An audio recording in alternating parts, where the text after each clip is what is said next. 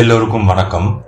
Israel ஒரே நேரத்தில் Hamas மற்றும் ஹவுத்திகளுக்கு எதிராக அதனுடைய இராணுவ நடவடிக்கைகளில் ஆர்டிபிஷியல் இன்டெலிஜென்ஸை பயன்படுத்துகிறது.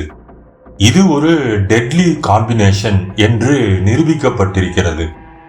ஆர்டிபிஷியல் இன்டெலிஜென்ஸ் AI மிக விரைவாக மாறும் டிஜிட்டல் தொழில்நுட்பங்களில் ஒன்றாக உருவெடுத்திருக்கின்றது. இஸ்ரேல் அதை இராணுவத்தில் பயன்படுத்துவதில் முன்னோடியாக இருக்கிறது. இஸ்ரேல் கடந்த சில மாதங்களில் அதன் அனைத்து இராணுவ பிரிவுகளிலும் AI-ஐ ஒருங்கிணைத்திருக்கிறது. அதில் அது அபார வெற்றி பெற்றிருக்கிறது. 2021ஆம் ஆண்டில் இஸ்ரேல் டிஃபென்ஸ் ஃபோர்ஸ் உலகின் முதல் AI போரை தொடங்கியது. காசா மீதான 11 நாள் தாக்குதலை operation guardian of the walls என்று அழைக்கப்படுகிறது. சர்வேலன்ஸ் டேட்டாக்களை சேகரிக்கவும், எதிரி டார்கெட்டுகளை அடையாளம் காணவும், போர்க்கால தளவாடங்களை ஒழுங்குபடுத்தவும் தன்னைத்தானே இயக்கிக் கொள்ளும் அட்டானமஸ் ரோபோட்டிக் ட்ரோன் திரள்களை பயன்படுத்த தொடங்கியுள்ளது. ட்ரோன் திரள் என்பது ட்ரோன் ஸ்வாம் என்றும் அழைக்கப்படுகிறது. AI சிம்பிள் நடைமுறைகளில் இருந்து காம்ப்ளெக்ஸான செயல்களில் பயன்படுத்தப்படுகிறது. எளிய முறை என்றால் இஸ்ரேலின் செக் போஸ்டுகளில் பாலஸ்தீனியர்களிடம் ஃபேசியல் ரெக்கக்னிஷன் என்ற தொழில்நுட்பத்தை பயன்படுத்துகிறது. அதன் பிறகு அவர்களை உள்ளே அனுமதிக்கப்பட வேண்டுமா, மேலும் விசாரணைக்கு உட்படுத்தப்பட வேண்டுமா அல்லது காவலில் வைக்கப்பட வேண்டுமா என்பது குறித்து அது வீரர்களுக்கு வழிகாட்டுகிறது. AI முன்னேற்றங்கள் இப்போது இஸ்ரேலுக்கு லட்சக்கணக்கான டேட்டாக்களை மிகவும் திறமையாக சேகரிக்க உதவுகிறது. இவைகள் எளிய வழிகள். காம்ப்ளெக்ஸ் முறையை எடுத்துக்கொண்டால் இஸ்ரேலின் AI தொழில்நுட்ப திறமை அவர்கள் எப்படி போர் நடத்த வேண்டும் என்று விரிவாக பயன்படுத்தப்படுகிறது. குறிப்பாக ட்ரோன்களை பயன்படுத்துவதன் மூலம். கோல்டன் ஈகிள் ஆளில்லா ட்ரோன், லைட் வெயிட் மற்றும் செலவு குறைந்த ட்ரோன். இஸ்ரேலிய AI மேம்படுத்தப்பட்ட ஆயுதங்களுக்கு இது ஒரு சிறந்த உதாரணம். கோல்டன் ஈகிள் ட்ரோன்கள் ஒரே இடத்தில் நிற்கும் மற்றும் நகரும் டார்கெட்டுகளை லாக் செய்ய AI பயன்படுத்துகின்றன. பின்னர் அவைகள் தொடர்ந்து தடையின்றி அவற்றை கண்காணிக்கின்றன. மழை பெய்தாலும் அல்லது மேகமூட்டமாக இருந்தாலும் அல்லது வானத்தில் மூடுபனியால் மூடப்பட்டிருந்தாலும் அவைகள் அதனுடைய டார்கெட்டுகளை விடாது. ஆர்டிபிஷியல் இன்டெலிஜென்ஸ் தன்னியக்க தரை வாகனங்கள், வான்வழி ட்ரோன்கள் மற்றும் நீருக்கடியில் போகும் வாகனங்களில் உபயோகப்படுத்தப்படுகிறது.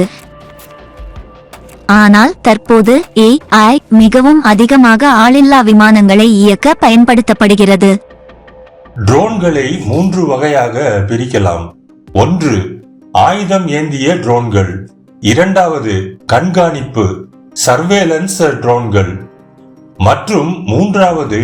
திரள் ட்ரோன்கள், அதாவது ட்ரோன் ஸ்வாம்கள். சர்வேலன்ஸ் ட்ரோன்கள் வானத்தில் சுற்றும் கழுகுகளை போன்றவைகள். இந்த ஆளில்லா விமானங்கள் சக்தி வாய்ந்த மோப்ப நாய்களை போன்றவைகள். அவைகள் வானத்தில் கழுகுகளை போல சுற்றி கொண்டு இருக்கும். அதன் AI கேமரா நிலத்தில் உள்ள காட்சிகளை அனலைஸ் செய்கிறது. எதிரி இராணுவ வீரர்கள், கவச மற்றும் போருக்கு உதவும் வாகனங்கள் போன்றவற்றை கண்டறிகிறது. இது எதிரிகளால் மறைக்கப்பட்ட ஆயுத களஞ்சியங்களை கூட கண்டறிய முடியும். இந்த AI அதிசயங்கள் வானத்தில் உள்ள சின்னஞ்சிறு மூளைகள் போல வேலை செய்கின்றன. அவைகள் தொடர்ந்து கற்றுக்கொண்டே இருக்கும் மற்றும் சூழ்நிலைகளுக்கு ஏற்ப மாற்றி அமைத்துக் கொள்ளும்.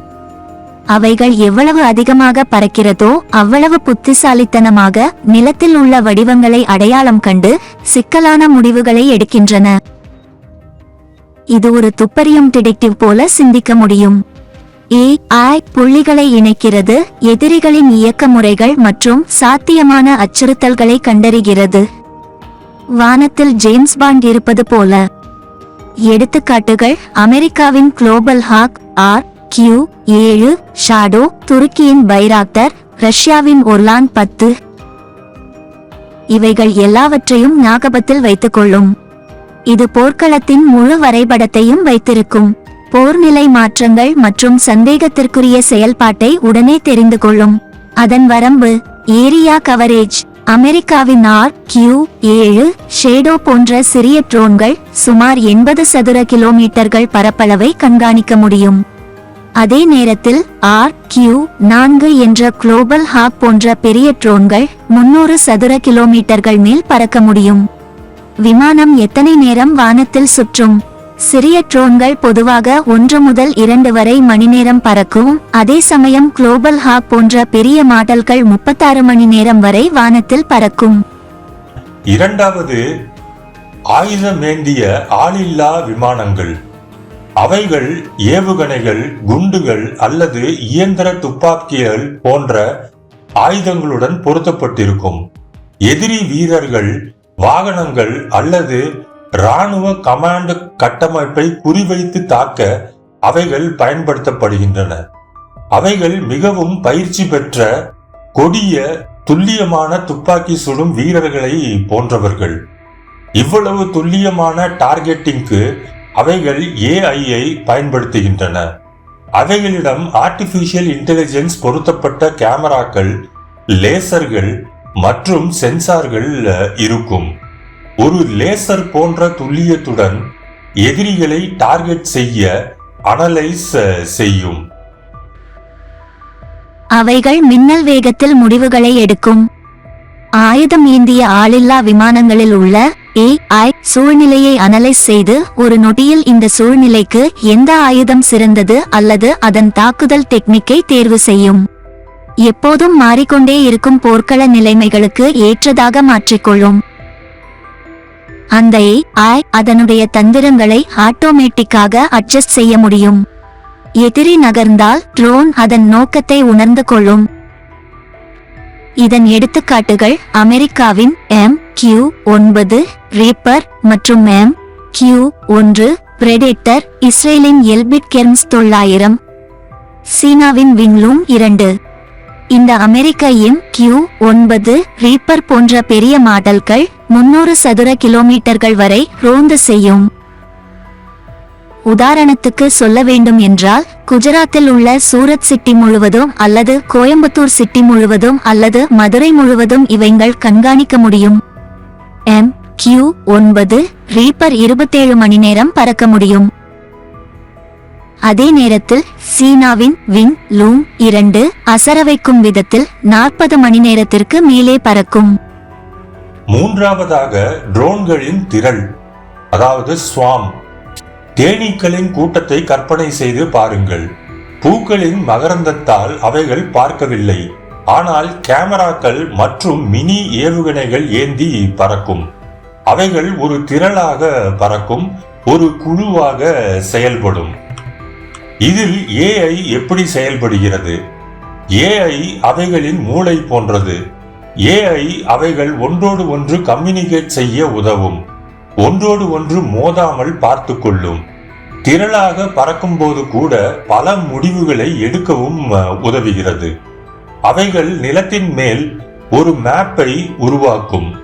யாரை தாக்குவது, யாரை தாக்கக்கூடாது என்று கூட முடிவு செய்யும். இதை நினைத்தாலே பயமாகத்தான் இருக்கிறது. ஒரு ஸ்வார்மில், ஒரு திரளில் எத்தனை ட்ரோன்கள் இருக்கும்? அது செய்யப்போகும் மிஷனை பொறுத்தது. அவைகள் ஒரு டஜனாக இருக்கலாம் அல்லது நூற்றுக்கணக்கானதாக கூட இருக்கலாம். சரி, அவைகள் எப்படி ஒன்றோடு ஒன்று பேசிக்கொள்ளும்? ட்ரோன்கள் ரேடியோ அலைகள், லேசர் சிக்னல்கள் அல்லது நாம் தினந்தோறும் போனில் அல்ல கம்ப்யூட்டரில் உள்ள வைஃபை போல ஆகியவற்றை பயன்படுத்தலாம். திறமையான ஆபரேட்டர்கள் திரளை கண்காணிக்கவும், அவைகள் நிலத்தில் எதையெல்லாம் பார்க்கிறது என்றோ ஒன்றோ அல்லது பல எதிரி டார்கெட்டுகளை கொடுப்பதற்கு அதிநவீன கம்ப்யூட்டர்களை பயன்படுத்துகின்றார்கள். இங்கே பல சிக்கல்கள் இருக்கிறது. திரள்களை கட்டுப்படுத்துவது கடினம். அதன் தவறுகள் திடீரென்று பெரியதாக மாறிவிடும். ஒரு மிக முக்கியமான பெரிய கவலை பொதுமக்களின் உயிரிழப்புகள். ஸ்மார்ட் பாம்கள். இப்போது இதற்கும் AI-ஐ யூஸ் பண்ண ஆரம்பித்து விட்டார்கள். இந்த AI துல்லியமாக குறிவைக்கவும் துல்லியமாக அந்த குண்டுகளை வழிகாட்டும்.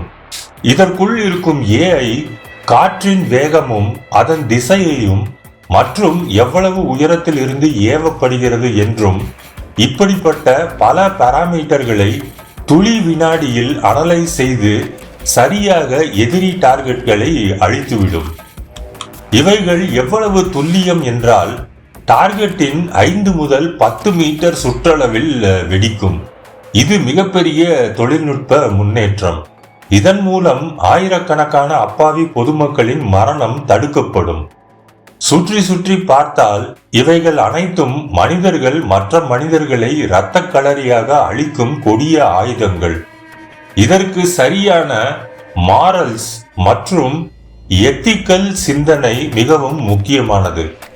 ஒரு பக்கம் என்ன சொல்கிறார்கள் என்றால் பொதுமக்களின் உயிரிழப்புகள் அதிகமாக குறையும். இவைகள் இயந்திரங்கள்.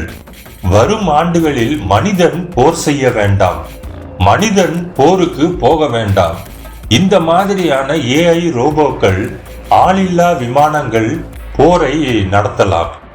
இந்த ஏஐ மனிதன் வாழ்வதற்கு உதவியாக மட்டுமே இருக்க வேண்டும். ஒருத்தரை ஒருத்தர் மிருகங்களைப் போல கொல்ல அனுமதிக்க கூடாது. வீடியோவை கடைசி வரை பார்த்ததற்காக நன்றி.